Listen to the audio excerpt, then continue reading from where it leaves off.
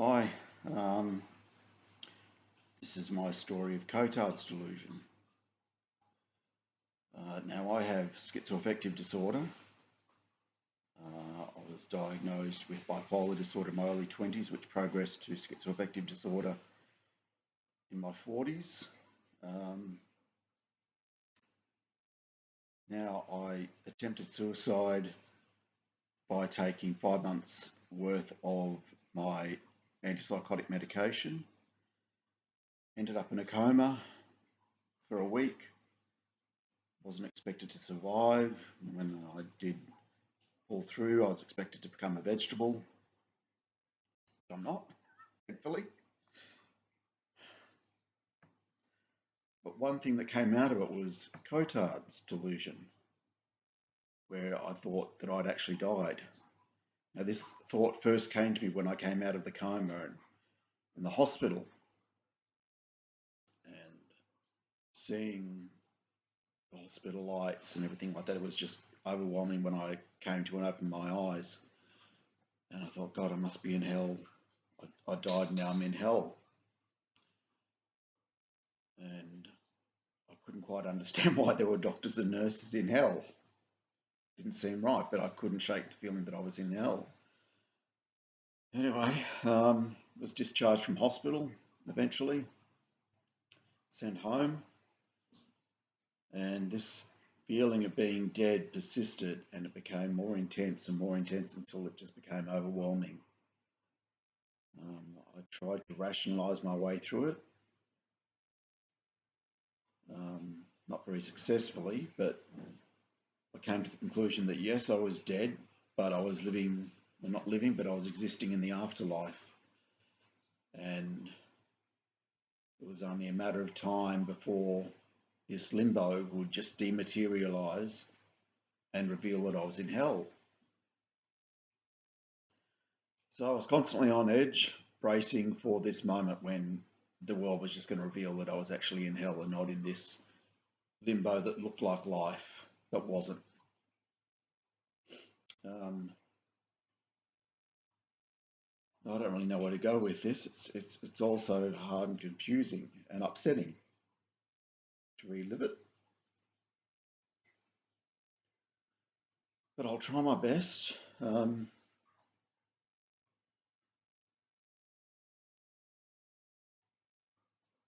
addition to thinking that I was dead, I had weird psychotic experiences at the same time.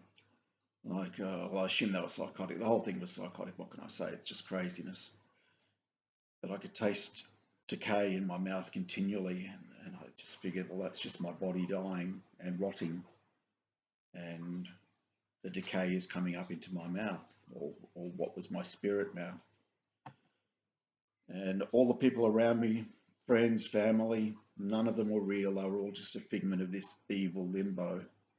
They were a perfect replica, and the world was a perfect replica, right down to my dogs were not even real, but they were perfect replicas of everything. And yeah, I just couldn't shake it. I couldn't shake it. I didn't. It's not even that I couldn't shake it. I didn't know. I just accepted it so thoroughly that there was no way of trying to question what I was going through. Now, as you can imagine, it gets a bit distressing after a while, having this delusion going over your head, thinking that you're dead, waiting for hell, wondering why other people can't realize that you're dead, and then realizing that they're not real either. Um, and this distress led me to contact the local mental health agency, who I've dealt with many, many times in my life. As I said, I've got schizoaffective disorder, and I despise those people, despise them. But I was so stressed and traumatized that I reached out and I rang and I told the woman, I'm dead and I can't find a way to get through this. I don't know what to do. And she told me, oh, just go and have a shower. You'll feel better. Go and have a shower and a sleep, and you'll feel better in the morning. And that was the end of the conversation. So that was no help. However, about 2 or 3 days later, a psychiatrist rocked up at my door with two other people. I don't know who they were. They were all from the local psych agency, and tried to convince me to go into hospital. I told them to F off, basically, don't come near me. So they went, and then the police arrived with an ambulance and carted me off to hospital. Anyway, the psychiatrist that I spoke to at the hospital was all quite open to hearing what I had to say, and I said, look, I feel this way, and I should have mentioned that the psychiatrists were very concerned that I was going to commit suicide, which I thought was ridiculous. How can a dead person commit suicide? I'm already dead. I can't die again. That didn't seem to matter to them. They were on this idea that I was going to top myself again.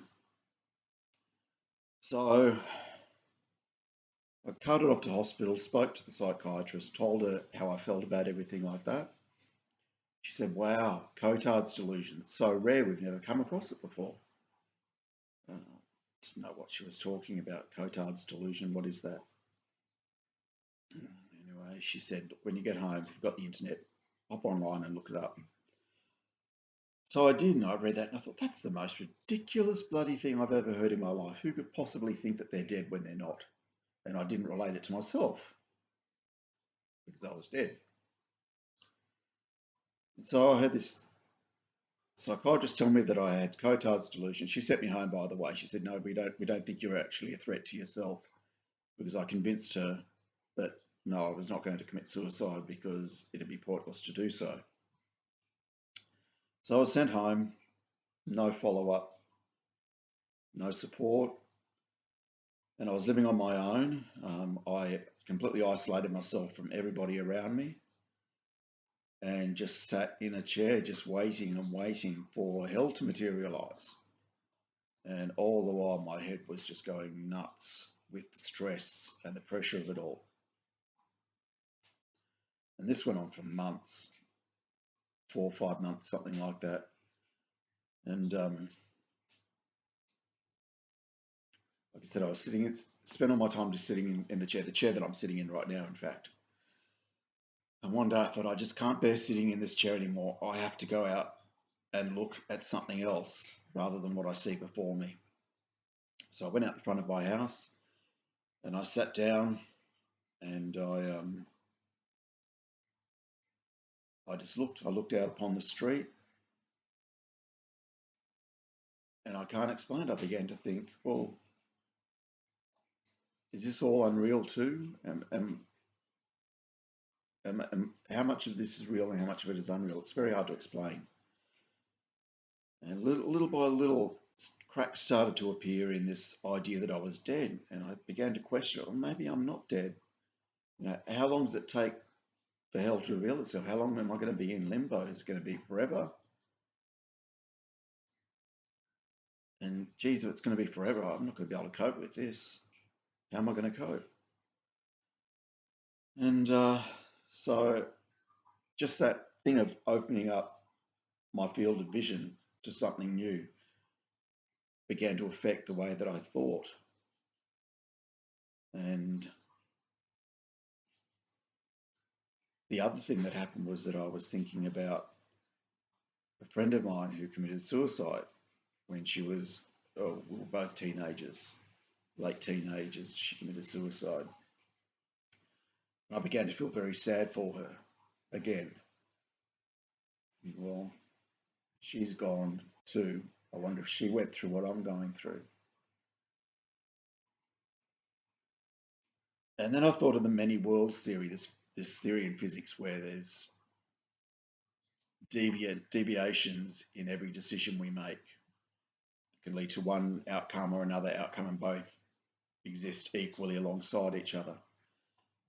And I thought, well, maybe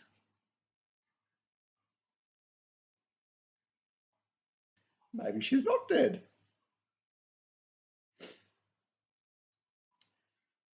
And then I thought, well, maybe if she's not dead, maybe I'm not dead. And just that act of thinking about that just released released me from this prison that was in my mind that told me I was dead and destined for hell. And so little by little, I began to emerge from the delusion, and I began to emerge from the depression that it was causing and the anxiety that it was causing. It was a very long process. And I had to do it on my own because there was nobody to help me. I had complete failure of support from the system that was supposed to be there to help me. I had isolated myself from friends and family so they couldn't help me.